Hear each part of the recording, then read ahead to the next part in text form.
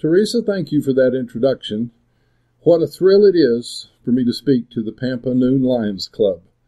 I remember with warm feelings my time spent with many of you that are here today. My presentation is centered around the Philippines. 4 years ago, on my first trip to the Philippines, I flew non-stop for 16 hours from DFW to Tokyo. I spent 7 hours laid over and then departed on the final 4-hour leg to Manila. About 3 hours in, I asked the cabin hostess if we were over the Philippines yet. No, sir, she replied. It's about 45 more minutes. I glanced at my watch to see what time it was and then dozed off for a short nap. When I woke up, I looked at my watch to see if 45 minutes had passed, and my watch was gone. I said to the stewardess, "My watch is gone." And she replied, "Sir, you're in the Philippines now." In all seriousness, in June of 2009, I was answering an online questionnaire for the Pampa High School class of 1969 40th reunion. What have you not done yet that you still wish to do in your life? After giving that question some thought, my answer was, I want to find my destiny. The events of the 5 years since that event have taken me on a journey around the world on an adventure that only destiny could orchestrate. Over the next 15 minutes, I will revisit the footsteps of that journey that has profoundly changed my life and my heart.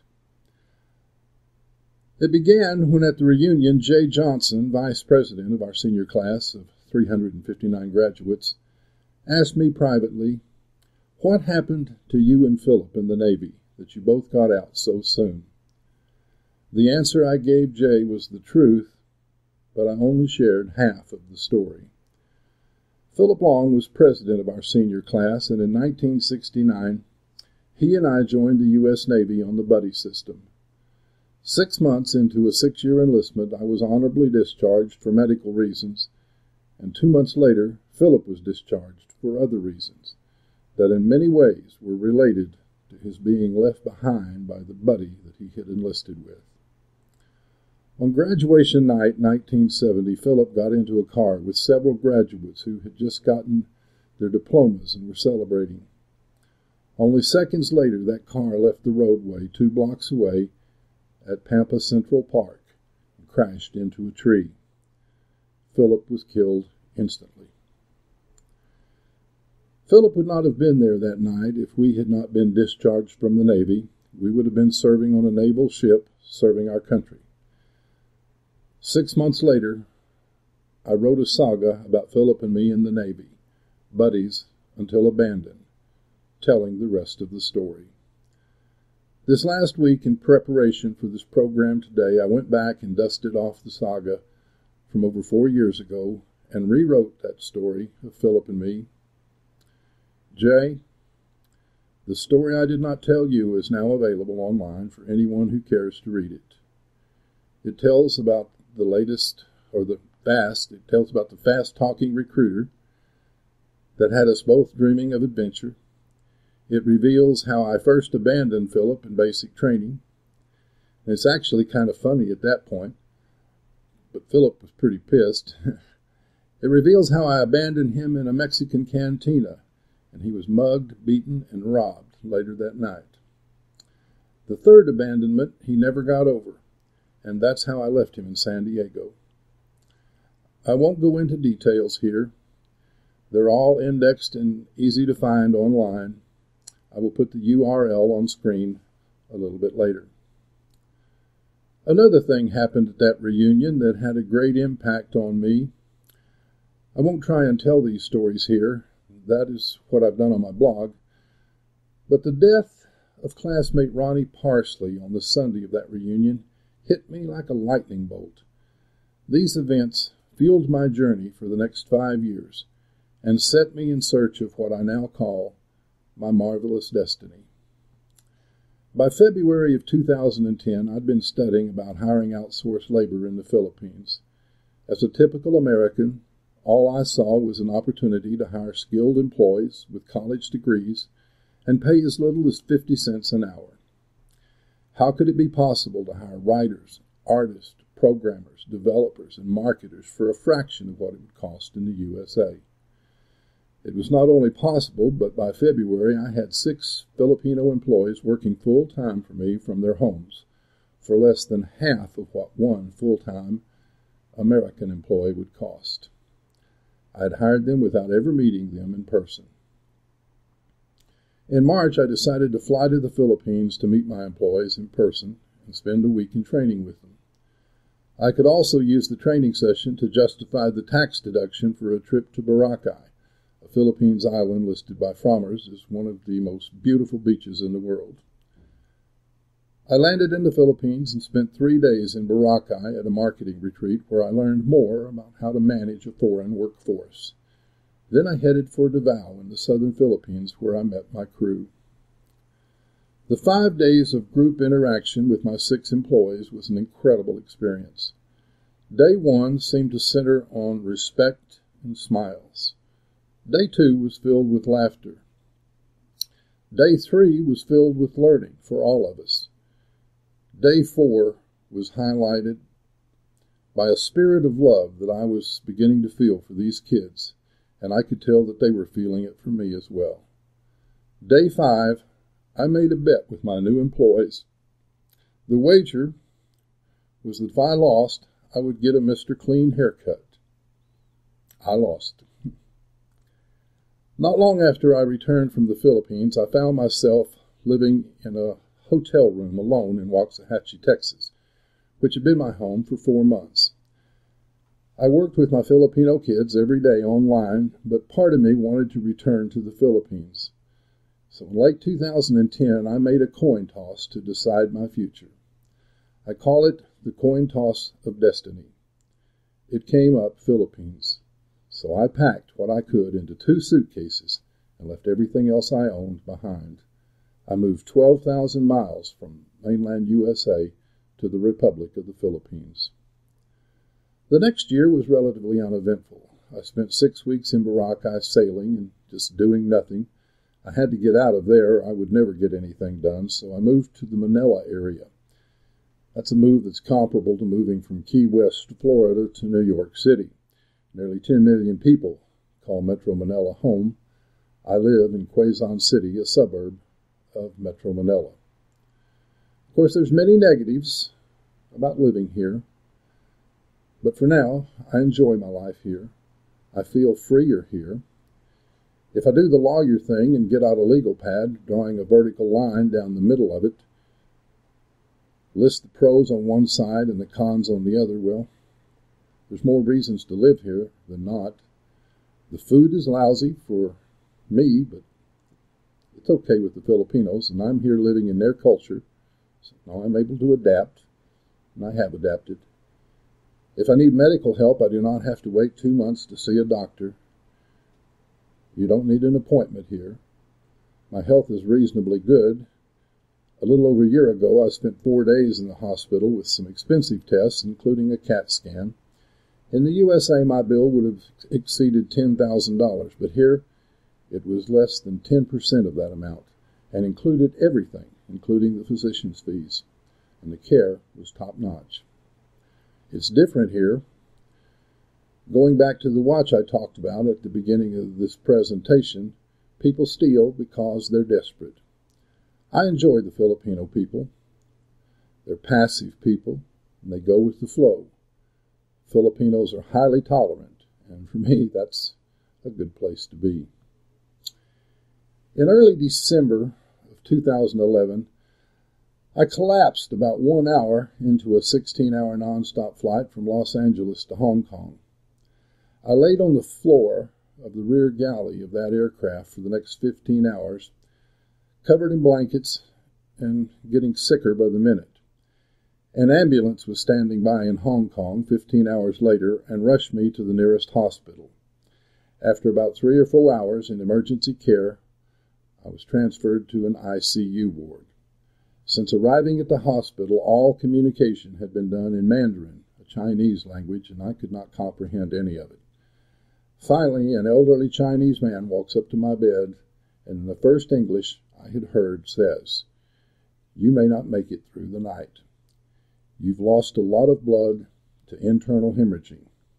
You're on the verge of going into shock, and if you do, we may not be able to save you. He explained they were in the process of giving me 3 blood transfusions and other concurrent treatments. He said if I made it through the night, I stood a good chance of a full recovery, but the only thing they could do was monitor me and wait. 24 hours later, that same Chinese doctor approached my bed. "I think you're going to make it," he said in a direct response. I suppose that he had patients every day that didn't see him again the next day because they didn't make it. So I understood his non-emotional delivery, but to me it was a spiritual experience. I wept and raised my hands to God in gratitude. My last story is about a little girl. She was born in September of 2012. Her father had abandoned the family and left the mother with older children to feed and a baby needing milk. The child was 2 months old and at risk of dying of malnutrition and hunger.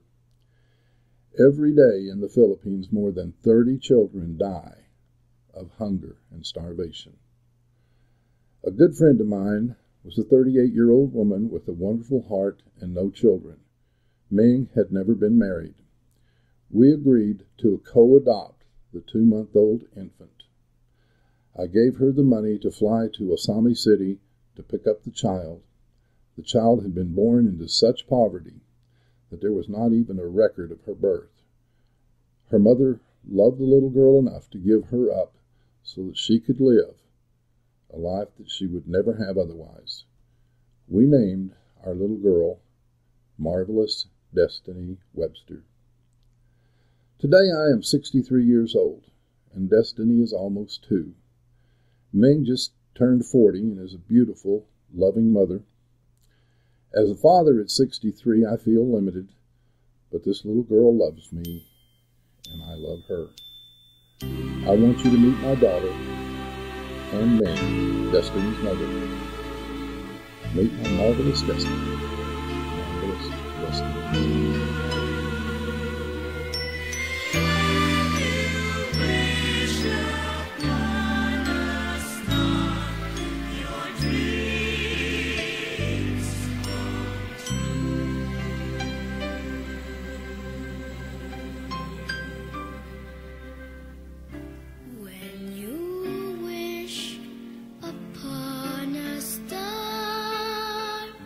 Makes no difference who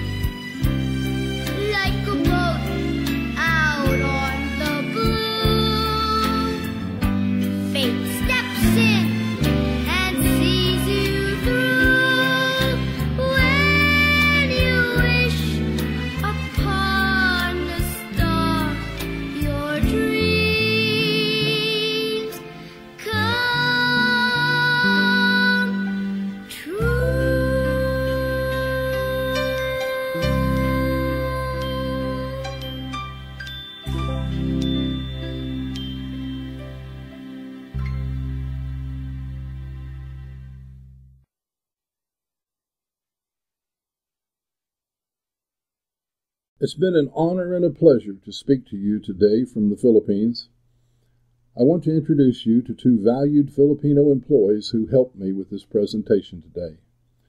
Ronald has a degree in information technology from an accredited Philippines university. Say hello, Ronald. Hello.